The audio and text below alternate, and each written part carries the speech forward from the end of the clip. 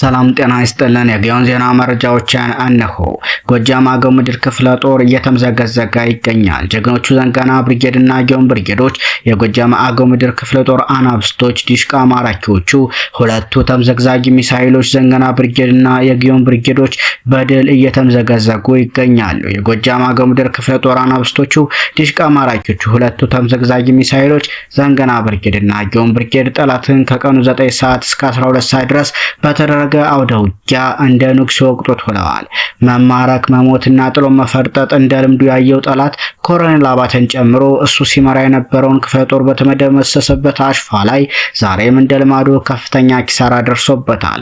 ዙፋን አስጠባቂው ወራዳ ኃይል ያለ የሌለውን ከ73ኛ 75ኛና 23ኛ ክፍለ ጦር በማወጣጣት የዘንገና ብርጌድንና ጊዮን ብርጌድን ለማፈን ባደረገው ሙከራ አይቀጡ ቅጣት ሲቀጣ ውሏል።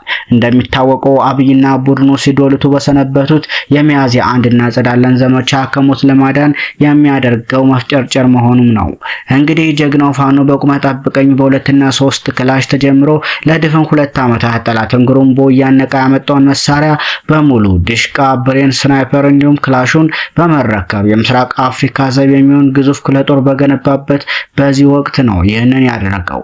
ይህ የህልም ሩጫ የጨቋኙ አምባገነን ስርዓት የመጨረሻ ሞት የሚያፋጥነውም ሆኗል። በዚህ ውጊያ ጠላት ከፍተኛ ኪሳራ የደረሰበት ሲሆን ሞትና ቁስለኛ በመሆን ሬሳውን እንኳን ማንሳት በማይችልበት ሁኔታ ሲደቆስ መዋሉም ታውቋል። በነበረው ወደ ውጊያ ከ31 በላይ የተሸኙ ሲሆን 2 ብሬን ተማረከ፣ 17 ክላሽ እና ከ2000 በላይ ተተኳሽ ተማርኳል።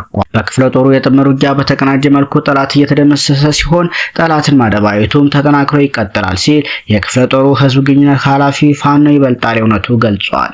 ይህ በእንዲህ እንዳለ የአማራ ፋኖ በጎጃም አንደኛ ክፍለ ጦር የጣናው መብረቅ ብርጌድ ስቡ መምታት ተተግብሯል።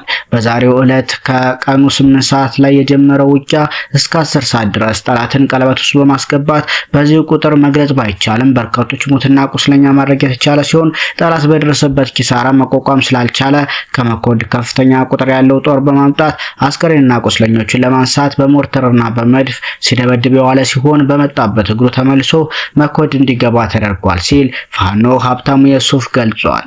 ይህ በእንዲህ እንዳለ ታምረኛው ስናን አባጅሜ ብርጌድ ታምር ሰርቷል። የአማራ ፋኖ በጎጃም ቀይታ የፍታዬ ንጉሴ 6ኛ ክፍለ ጦር ስናን አባጅሜ ብርጌድ በአገዛዙ ጦር ላይ ድል ተቀዳጅቶ ውሏል። ራሱን ጥምር ጦር እያለ የሚጠራው አገዛዙ በዛሬው ዕለት ከደብረ ማርቆስ ወደ ረቡዕ ገበያ ሬሽን ለመቀባበል የደማን ላይ በተደረገ ደፈጣ የአገዛዙ ጥምር ጦር በስናን አባጅሜ ብርጌድ ሲለበለብ መዋሉም ታውቋል። አራዊት ሰራዊቱ በዚህ ቀጠና ያለ የሌለውን አቅም አሟጦ ለመጠቀም ቢሞክርም ጀግኖቹ የስናን አባጅሜ የንጉስ ተክለሃይማኖት ልጆች ባደረጉት ተጋድሎ በአገዛዙ ሰራዊት ላይ ከባድ ሽንፈት አድርሰውበታል። በኤድማን ቀጠና ማዕበል ቁጥር 1 አበረ ሌው ሻለቃ፣ ፋሲካ ሻለቃ ሻምበል 1 እና ንጉስ ተክለሃይማኖት ብርጌድ ባደረጉት ርብርብ የአገዛዙ ስርዓት አስጠባቂ ወታደር አይቀጡ ቅጣት ተቀጥቷል። ይህ በእንዲህ እንዳለ አገዛዙ በገልጥማ ቀጠና ማዕበል ቁጥር 2 እና ፋሲካው ሻለቃ ሻምበል 2 ጠንካራ የሆነ ትስስር ፈጥረው በመግባት ውሃጋና ጅብዱ የመሸገውን ጠላት ጦር አፈርድቻ አብልተውታል። በዛሬው አውደ ውጊያ ጠላት በሁለቱም ቀጠና ከባድ የሚባል የሰውና ቁሳዊ ኪሳራ የደረሰበት ሲሆን በዚህም በጦር ጠበብቶች ስናን ሲወቃ የዋለው ያገዛዙ በዚህም በጦር ጠበብቶቹ ስናን ሲወቃ የዋለው ያገዛዙ ጦር ቁስለኛ ሬሳ ሊወስድ የመጣው ሬሽን በመጣል እግሬ አውጭኝ ብሎ መፈርጠጡ ታውቋል። በዚህም አውደ ውጊያ 1 ኦራል፣ 1 አምቡላንስና 1 ካሶኒ መኪና ከጥቅም ውጭ ሆነዋል። 23 ያገዛዙ ጦር ቁስለኛ ሆኗል። 15 ያገዛዙ ጦር ደግሞ ሞቷል። ቁጥሩ ያልታወቀ የክላሽና የሰኪ ጥይት ተማርኳል። 3 ክላሽና 1 ባለ ሀዲዱ ክላሽ ተማርኳል።